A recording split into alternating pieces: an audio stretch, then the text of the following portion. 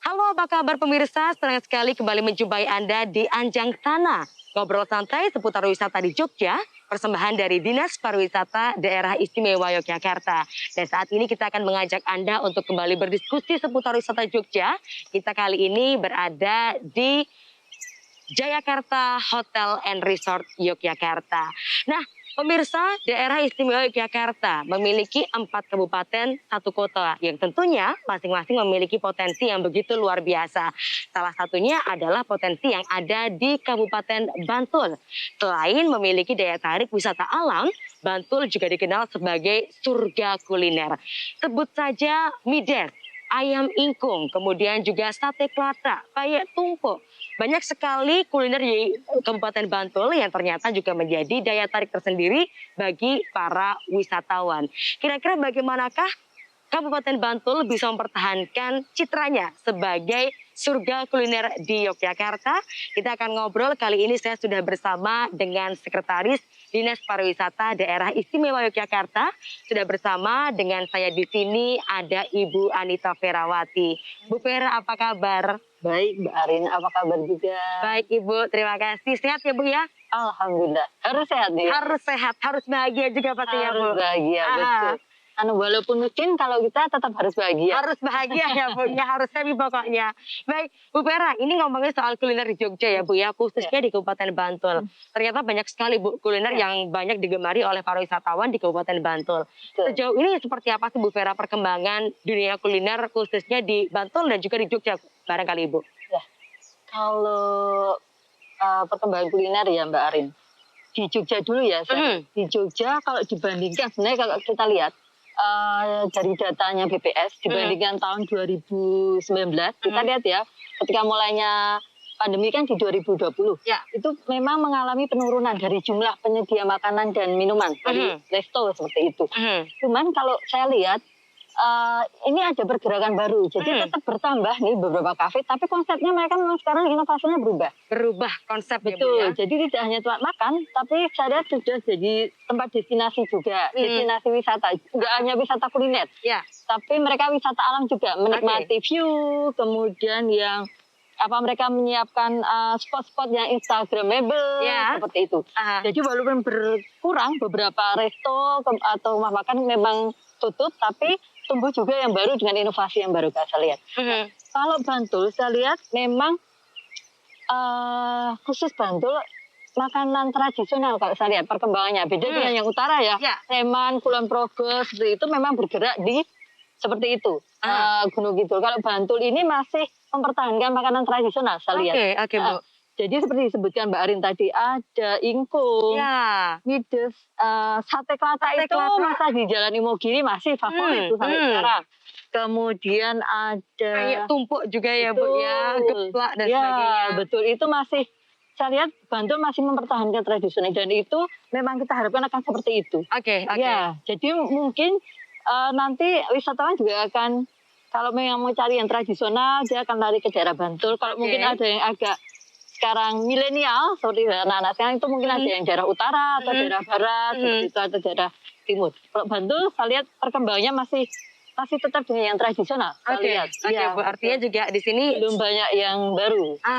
Artinya juga kita melihat di Bantul ternyata kuliner yang digemari juga adalah kuliner tradisional ya Bu ya. Tapi kita melihat juga sekarang Bu Vera yang karena akhirnya kondisi pandemi ini, tren wisata pun juga akhirnya bergeser ya Bu ya. Banyak yang akhirnya sekarang wisatawan menikmati potensi di barangkali kita bilang yang lebih bernuansa alam. Kemudian juga akhirnya banyak kearifan lokal yang diangkat seperti kegiatan masyarakat itu justru menjadi daya tarik tersendiri bagi para wisatawan. Nah, bagaimana Bu Vera melihat ini adanya potensi kuliner tradisional yang ternyata juga sekarang mulai banyak dilirik oleh para wisatawan Bu Vera? Betul Mbak, apalagi sekarang ya istilahnya kayak kita sendiri ketika akan ke destinasi sekarang juga dibatasi, destinasi wisata, wisata alam atau kita dibatasi. Sekarang nggak boleh full seperti itu. Kapasitasnya hanya 50 kalau sesuai aturan. Kemudian jam operasional juga dibatasi. Nah, itu kemudian beberapa orang kemudian beralih nih nggak cuma ke destinasi wisata, kemudian pindah ke wisata kuliner seperti itu. Dan sebenarnya kalau saya lihat dari dulu sampai sekarang itu masih favorit sebenarnya wisata kuliner. Ada cerita menarik sebenarnya Mbak Arin kalau saya boleh cerita. Jadi ada satu saat saya makan di salah satu restoran Oke. dengan makanan tradisional. Apa namanya kayak kita lodeh. Jangan lodeh lah kalau kita orang Jogja. Bagi kita orang kita biasa aja. Sampai saya pernah punya teman kalau saya ajak ke rumah makan itu bilang, Bu, jangan di situ toh Mbak, aku tiap hari makan itu di sana. Nah, tapi ini khusus ketika saya makan di situ ada satu rombongan, dia saya lihat itu platnya plat luar, kemudian mobilnya juga bukan mobil murah, mobil mewah kategorinya itu mereka saya memaksa penjualnya untuk, Bu, tolong dimasakin, kami jauh-jauh ke sini hanya pengen ngerasain Cicipin lodehnya itu tadi. Nah, itu masih favorit sebenarnya. Jadi potensi ini memang harus tetap dikembangkan oleh teman-teman di Bantul. Cuman sekarang memang pergerakannya agak berbeda. Istilahnya kita memang perlu untuk pandemi kayak gini Mbak, kita perlu tetap promosi itu kita gencarkan ya Bu ya. Betul, apalagi sekarang ini digital ya, sekarang sudah mulai beralih. Dan saya sebenarnya wanti-wanti sekali nih sama teman-teman pengelola resto dan sebagainya. Jangan sampai kemudian kasus yang kemarin sempat viral, nah itu akan terulang. Karena kenapa? Kita harus jaga banget yang namanya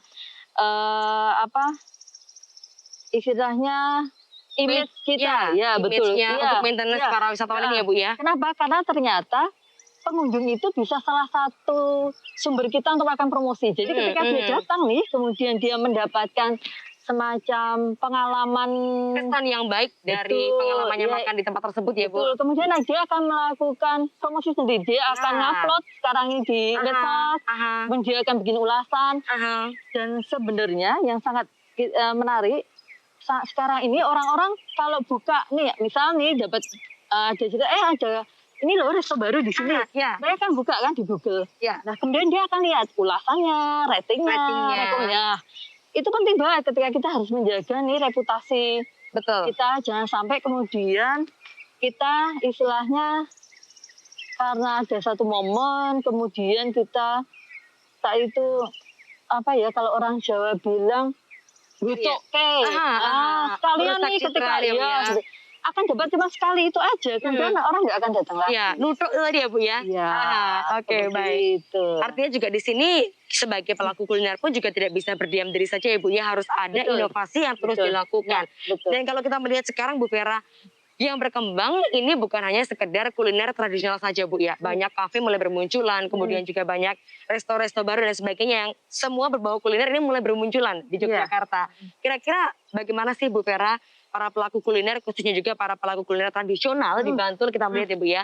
Inovasi seperti apa Bu kira-kira yang bisa dilakukan untuk bisa tetap bertahan dan juga tetap bisa memenangkan hati para wisatawan Bu Vera?